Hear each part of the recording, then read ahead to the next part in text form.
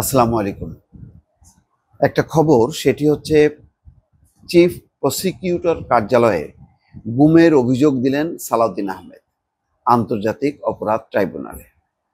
বিএনপির স্থায়ী কমিটির সদস্য সালাউদ্দিন আহমেদ, আপনারা জানেন যে 2015 সালে তিনি রাজধানী ঢাকা থেকে গুম হয়েছিলেন।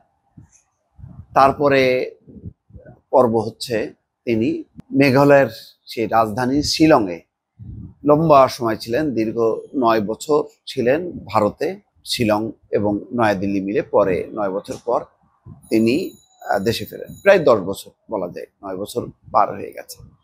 এই লম্বা সময় নিয়ে অনেক রকম কাহিনী আছে, অনেক রকম গল্প প্রচার করা হয়েছে এবং কেউ কেউ প্রশ্ন তুলেছেন যে সবাই গুমের অভিযোগ দেয়, কেন সালাউদ্দিন আহমেদ তিনি যে গুম হলেন এটা নিয়ে কোনো কথা বলেন না? তিনি 9 বছর কিভাবে ছিলেন, কোথায় ছিলেন, কেন ছিলেন, নানাভাবে ইঙ্গিত করা হয় যে ভারতের সাথে সালাউদ্দিন সাহেবের একটা আন্ডারস্ট্যান্ডিং আছে।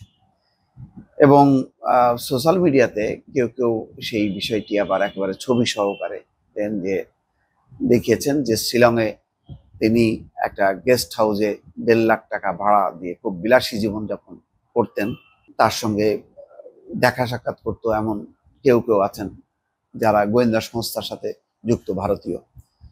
এসব কথা বলে একটা বেশ একটা কথা সামনে নিয়ে আসা হতো বা ওয়েব তোলা হতো যে সালাউদ্দিন আহমেদ আসলে তিনি যেহেতু এখন মির্জা ফখরুল ইসলাম আলমগীরের অনুপস্থিতিতে বাংলাদেশের দলের মূল কাণ্ডারি বা মুখপাত্র এবং সমস্ত গুরুত্বপূর্ণ মিটিংগুলিতে তিনি প্রতিনিধিত্ব করছেন দলকে, সুতরাং তাকে লক্ষ্য করে একাধিক, একটা বলবো না একাধিক কন্টেন্ট তৈরি করা হতো এবং প্রচার করা হতো। এর মধ্য দিয়ে শুধু সালাউদ্দিন আহমেদ না, পুরো দলটা একটা ঝাঁকুনি দেওয়ার চেষ্টা।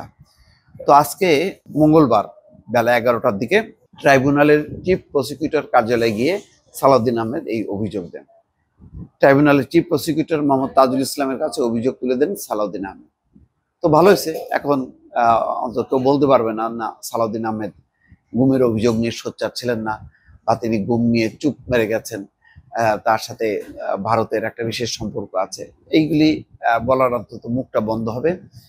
এবং যদি আন্তর্জাতিক অপরাধ ট্রাইব্যুনাল এই ঘটনাটাকে খুব সিরিয়াসলি তদন্ত শুরু করে, তাহলে অবশ্যই আরো পরিষ্কার হবে যে সালাউদ্দিন আহমেদ কি স্বেচ্ছায় সমঝোতার ভিত্তিতে ভারতে ছিলেন, নাকি তাকে ট্রাপ করে এখান থেকে গুম করে বাংলাদেশের তৎকালীন শেখ হাসিনার গোয়েন্দা সংস্থা এবং ভারতীয় গোয়েন্দা সংস্থা মিলে তাকে ভারতে নিয়ে যায়। সব জিনিসই পরিষ্কার হবে তখন। আপাতত এটা একটা ভালো পদক্ষেপ যে সালাউদ্দিন আহমেদ তার গুমের বিষয়ে আনুষ্ঠানিকভাবে অভিযোগ দায়ের করলেন। দর্শক ভালো থাকবেন, আল্লাহ হাফিজ।